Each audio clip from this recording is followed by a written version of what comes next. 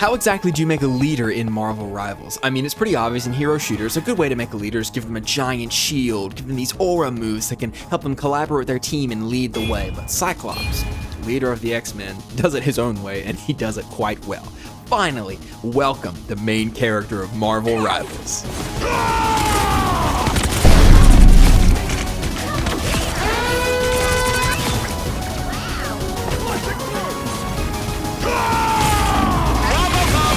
What are you doing? What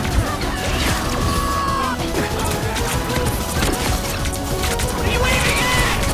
What are you aiming at?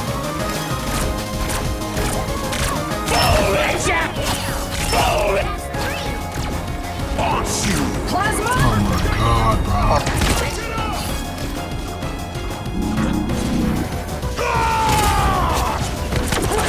I'm at you!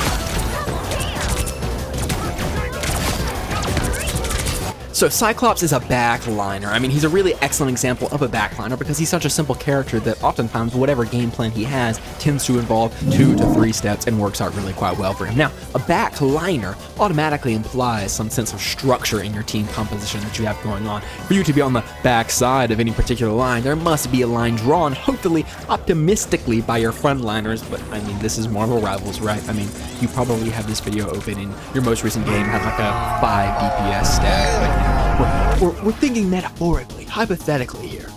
Backliners are oftentimes possessors of this high roof of overall damage dealt. Now, sometimes their damage lacks applicability, sometimes it's not necessarily easy to start dealing damage to someone, or perhaps sometimes the damage that you can deal to someone off rip isn't really all that meaningful. There's another condition that must be met, but the reality is the same. Very, very, very frequently, the strength that backline characters are afforded is numerical strength.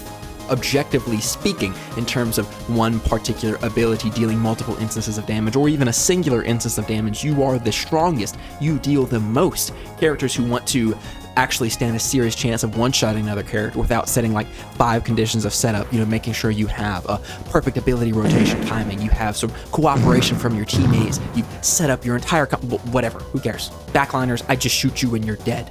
And Cyclops is an excellent backliner because his damage is multiplicative rather than additive. So a lot of the time, I like to think of Namor as just a really poster child backline character because, to be honest, he is. He doesn't want to go in. Namor doesn't have a dash to go in. What he has is an area that he can make safe for himself and his teammates, a little bit of anti-dive capabilities, and then some serious capacity to deal large damage downrange. Now, he can stem his damage. He can add onto his damage. If he's hitting headshots on you, if he's hitting his alternate fire on you, his damage that he was dealing to you has now increased by a predetermined value. And that's good, right? I mean, if you're a damage dealer, you love your damage being added upon. That just makes complete and total sense. I'm totally cool with that. But Cyclops engages, ironically, right, because he's an X-Man, in multiplicative damage. He doesn't deal a whole lot of damage, but what damage he does do gets multiplied onto multiple targets, particularly with his alternate fire. Now, to be totally honest with you, Cyclops is a very versatile and well-rounded character, but very, very many aspects of his character have multiplicative value. So, for example, his alternate fire can just straight up bounce from target to target. His primary fire has multiple ticks that can hit multiple targets if you sort of aren't aiming totally perfectly. And obviously, his signature move, Ricochet Force, is just designed to monstrously bounce. I mean, the first game I played him, I got an achievement for hitting 5 enemies with 1 use of Ricochet Force. And I mean, obviously there was an intention there, right? They don't just make achievements by accident. But Cyclops isn't just a backliner who really likes to stand behind his team and just reap all the benefits from being there. He is mobile. He's a little bit independent. What Cyclops can do can realistically help you. Cyclops has his propulsion burst that he can oftentimes use to travel around the map. Now, I want you to think of a hypothetical situation with me, just a little bit of a test thought, a thought experiment, as it were. So, with Cyclops, are you better at peeling your supports when you're far away from them or near them? It's a simple question, but for Cyclops in particular, it doesn't just have a simple answer. So whenever you're near to your supports, your propulsion blast, burst, Propulsion Burst can actually serve to push away. You can literally peel your healers. No, it's nothing compared to Emma Frost's grab or anything like that, but I mean, you're a duelist, right? You're doing what you can. Okay, so yes, you can peel your supports when you're near to them, but you're a duelist. What you bring to the table best is your damage. If you are across the fight, let's say you're on just a little bit of an off angle somewhere near the front line, and you use your Propulsion Burst to cover the ground between you and your support, now you're there, and you have these consistent abilities that are really quite easy to hit. So if nothing else, really and truly, if you're contributing nothing else, you are immediately pressuring the duelist that's diving your supports, because your damage ricochets so much and is so difficult to really and truly and entirely miss that that duelist, if nothing else, doesn't really want to be there quite as much as they wanted to in the first place. And, of course, it isn't really an Alex L video unless if there's multiple homages made to many, many games that were made a decade or more ago. Cyclops, and I mean this in like a borderline reverent way. I mean this in a way that is full of praise. He really reminds me of Soldier from Team Fortress 2. And really it's for two reasons, but one of them is just a little bit more surprising and might be just a little bit of a hot take. We'll see what we can get working on there. So first and foremost, Cyclops deals a lot of damage.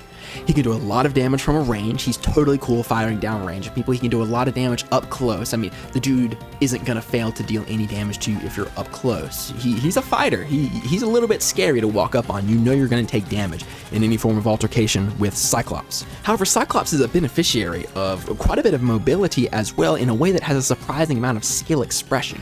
So his Propulsion Burst is, I mean, yeah, okay, you can travel it, you can travel 11 meters on tap or 22 meters on hold, whatever. It's not like you're covering the entire map, but because it is really fast, low cast time mobility that you have, and because you're moving backwards, it is this extremely valuable utility, yes, for repositioning around the map as a backliner, right, as you realistically probably should be in the average game of Marvel Rivals, but it also gives you this interesting clip farming capacity, this capability.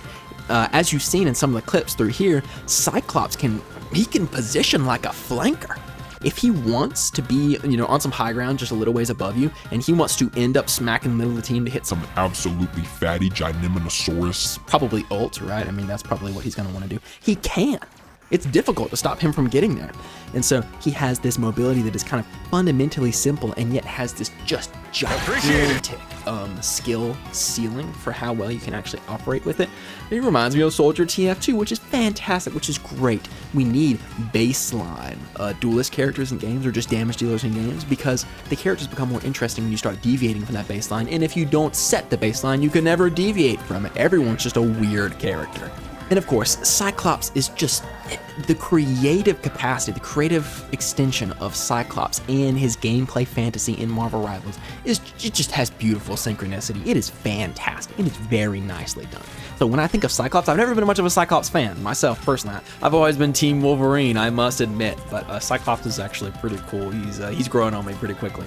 When I think of Cyclops, I think of some kid in the 50s or something, thinking up superhero ideas, and obviously, just this classic timeless superhero idea is lasers out of the eyes. I mean, The Boys has been really popular as of late, and then obviously Superman never truly dies as a form of entertainment media, and so lasers as eyes are just timeless. We love them. We can't get enough of them. They're cool on like any character that you put them on, and that is Cyclops in his entirety. Now there's a lot going on with, the punch dimension, how people like that, whether it's good or not, whatever. There's a lot going on there, but at the end of the day, Cyclops is meant to be a simple hero.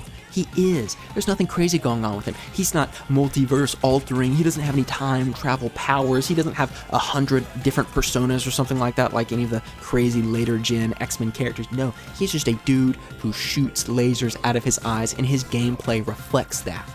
You want to stand where you can help your team. That is easy because you're going to be able to help your team anywhere. He's a leader, and so you want to be organized in team play so that these multiplicative abilities can actually apply optimally. I mean, when you're there, when you're helping your team, things go really well because you're multiplying your damage instead of adding to it. I mean, you're just bringing a lot to the table, and how perfect, what a perfect way to make a duelist character teamwork oriented than to make him have this enormous damage ceiling when he's operating in a team environment. And I say he's operating in a team environment because whenever you're playing as Cyclops, you want to be shooting targets that are close to other targets.